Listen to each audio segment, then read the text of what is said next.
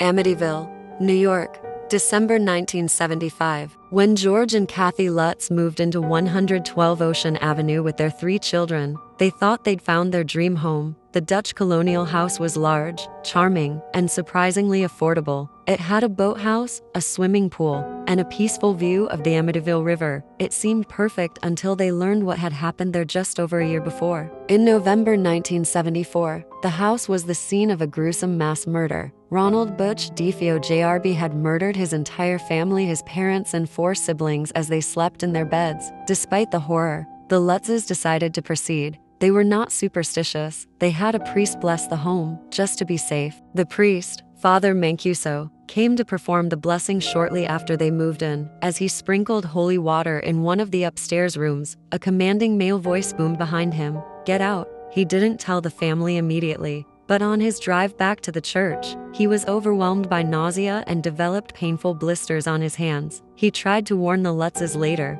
but every time he called, the line filled with static and cut off. Within days, strange things began to happen in the house. George Lutz, once healthy and active, became irritable and withdrawn. He grew obsessed with fire, constantly chopping wood to fuel the living room fireplace. He began waking up every night at exactly 3:15 a.m., the same time the DeFeo murders were believed to have taken place. Kathy suffered terrifying nightmares. She claimed to feel an unseen presence watching her, touching her, sometimes even slapping her. One morning she awoke with red welts across her chest. In one chilling moment, she looked in the mirror and didn't recognize her own reflection. It had aged rapidly, her face like that of an old woman. Their daughter, Missy, began talking to an invisible friend she called Jodie, who she said appeared to her as a large pig with glowing red eyes. George once followed her to her room and saw those very eyes staring in through the window.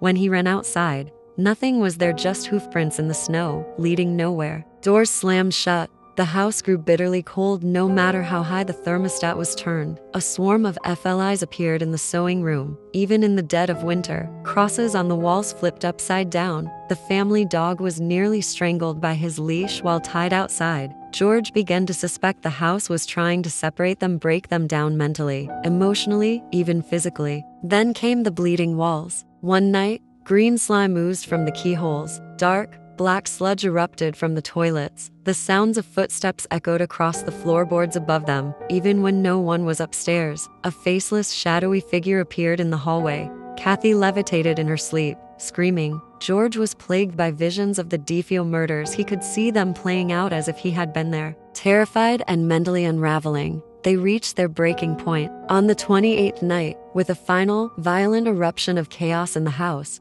the Lutzes fled, leaving behind nearly all of their belongings. They never spent another night at 112 Ocean Avenue. They claimed they were pushed to the brink of death, not by madness or coincidence, but by something evil, something inhuman. They would never return.